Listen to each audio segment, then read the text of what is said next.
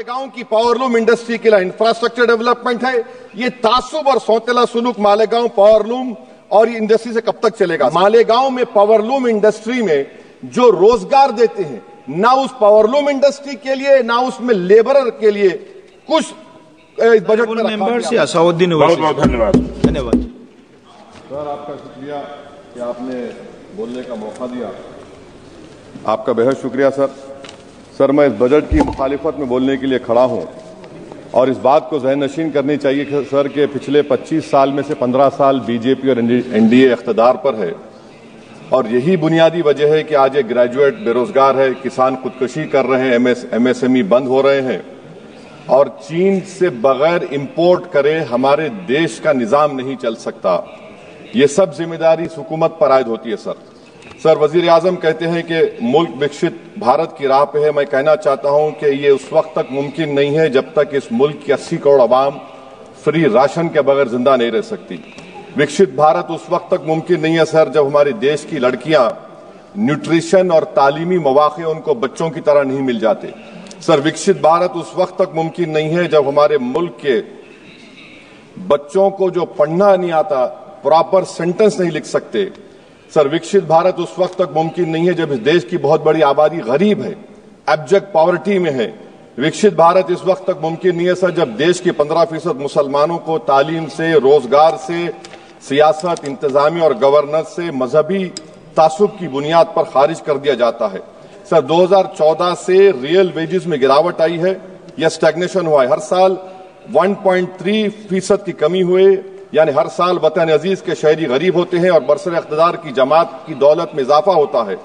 750 उन्होंने अपने नए पार्टी ऑफिस पूरे देश में खोले हैं और एक गरीब को पीएमएवाई में बगैर रिश्वत करप्शन के घर नहीं मिलता। सर, तनख्वाहों में कमी, गिरावट से सबसे ज्यादा नुकसान मुसलमान, दलित और आदिवासी को है क्योंकि इनमें सबसे ज्यादा गरीब हैं। सर, मोदी हुकूमत ने इन तीनों तबकों के खिलाफ ऐलान जंग कर दिया। क्या मन की बात से एक औसत घराने को खाना मिलता है? सर, वजीर आजम ने हालिया आवाम को, जनता को मशवरा दिया कि खाने के तेल में कमी करने से जिस्म का वजन कम होता है। सर, मगर इस हुकूमत के मोटापे का अंदाजा लगाइए कि 2014 और 22 से मोदी हुकूमत ने एडवर्टाइजमेंट के ऊपर 3,260 करोड़ रुपए खर्चा किए। तो मालूम हुआ कि देश के प्रधानमंत्री मोदी जी एक एग्जाम वॉरियर भी हैं और एक डाइट कोच भी हैं। सर, खाने के तेल का होलसेल प्राइस इंडेक्स 2014 में 104 था, 2022 में 182 हुआ, 2024 में 145 होता है। ये पॉलिसी हुकूमत किसके लिए बनाती है? गरीबों के लिए नहीं बनाती, हम जानते हैं। सर, 80% भारत की आबादी माइक्रो न्यूट्रिएंट डिफिशियंसी है, सफर करती है। हेल्थ के बजट को हम देखें sir, as a percentage of total budget spend and share of GDP, इसमें कोई इजाफा नहीं हुआ है सर, बल्कि इसका शेयर 2018-19 से कम है। जब हेल्थ सेस लागू किया गया था, हजारों करोड़ हेल्थ सेस कॉर्पोरेट्स और इनकम टैक्स लोगों ने दिया, हमारे हेल्थ सेक्टर में कोई काम नहीं हो रहा है। सर, तालीम पे आ जाइए। इकोनॉमिक सर्वे जो रिसेंटली ले हुआ है इस हाउस में, जिसमें डेटा यह बताता है कि स्कूल रिटेंशन क्लास 1 to 10 63.8 और हायर सेकेंडरी में क्लास 1 to 12 45.6। मतलब यह है कि सर, एक 1/3 हमारे बच्चे 10वीं तालीम को मुकम्मल नहीं करेंगे और आधे से ज्यादा 12th की तालीम नामुकम्मल करेंगे। लगता है कि देश के प्रधानमंत्री इनको एग्जाम वॉरियर बनाने का जो नारा लगाते हैं, वो नहीं चाहते कि नौजवान तालीम याफ्ता बने, बल्कि सिर्फ चाहते हैं कि गरीब और मायूस नौजवान उनकी जलसों जनसभाओं में यहाँ शिरकत करें, उनके लिए जिंदाबाद के नारे लगाएं और खुद की जिंदगी और मुस्तकबिल को मुर्दा कर दें। सर, सच्चाई यह है कि हमारे नौजवानों का एक बहुत बड़ा तबका बेसिक मैथमेटिक्स पढ़ नहीं सकता और अपनी मादरी जबान में एक जुमला नहीं लिख सकता। सर, जो सौतेला तासुब रवैया अक़लियतों के साथ हुकूमत कर रही है, इसकी मिसाल यह है कि वजारत अक़लियती बहबूद का बजट पिछले साल से कम हो गया है। सर, मैं एग्जाम्पल दे रहा हूं आपको। जो pre matric, post matric, MANF, free coaching, interest subsidy education loan है, एलोकेशन फॉर एजुकेशन एम्पावरमेंट में जबरदस्त कमी आई है। सर, पिछले साल 1575 करोड़ था सर, इस साल 678 करोड़ कर दिया गया है। सर, सेंट्रल सेक्टर की जो स्कीम्स है, जिसमें education, empowerment, skill development, PM विकास है, 2024 में 2120 करोड़ में से सिर्फ 770 खर्चा किए गए। सर, 2025-26 में उसको 1237 करोड़ कर दिया गया। सर, ये सरकार अक़लियतों को और खास तौर से मुसलमानों को मुकम्मल नजरअंदाज कर दी गई है। प्री मैट्रिक स्कॉलरशिप सर, पिछले साल 326 करोड़ में से 90 करोड़ रुपए खर्चा किए गए।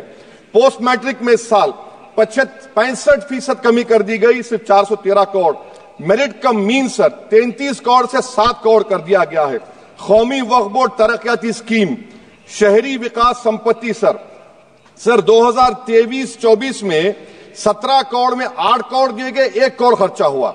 2024 में 16 करोड़ सिर्फ 3 करोड़ रुपए दिए गए। इस साल 13 करोड़ रुपए दिए गए हैं। तो इससे अंदाजा होता है कि हुकूमत वक्फ की जायदादों को आमदनी का जरिया नहीं बनाना चाहती, उसको बर्बाद और खत्म करना चाहती है। सर, स्किल डेवलपमेंट में हमारी दोहर उस्ताद नई मंजिल बिल्कुल खत्म करके रख दिया। अब टेक्सटाइल इंडस्ट्री बर्बादी के दहाने पे आ गई सर। 2016 तक भारत में सबसे ज्यादा रेडीमेड गारमेंट्स हम एक्सपोर्ट करते थे, आज उसमें 14% कमी आई, बांग्लादेश हमसे आगे चला गया। सर, मैं एक मिसाल दे रहा हूं, मालेगांव में पावरलूम इंडस्ट्री में जो रोजगार देते हैं, ना उस पावरलूम इंडस्ट्री के लिए ना उसमें लेबरर के लिए कुछ इस बजट में रखा गया है।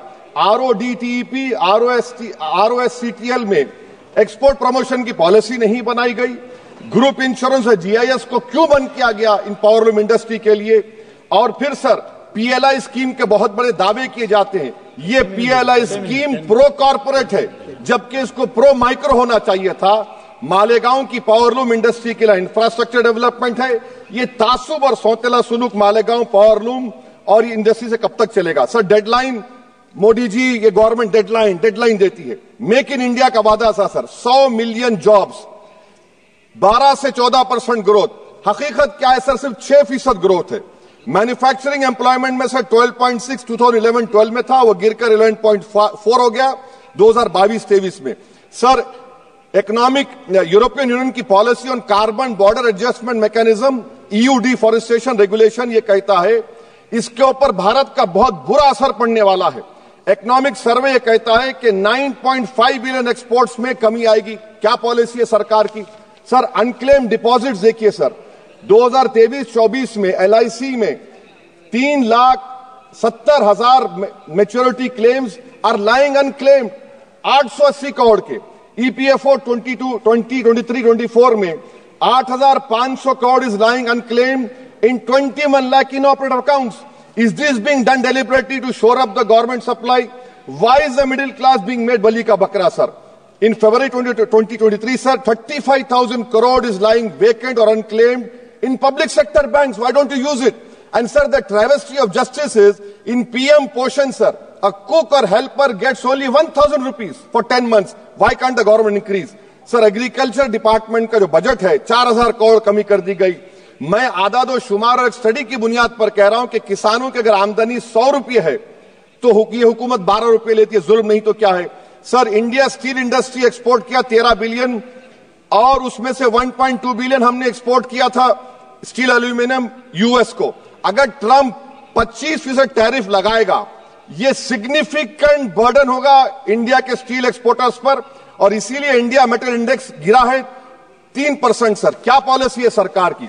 सर, कंक्लूजन में अब आप देखें, the revenue through income tax is set to increase by 4 lakh crore for BE24, while the corporate tax is only set to increase by 60,000 crore.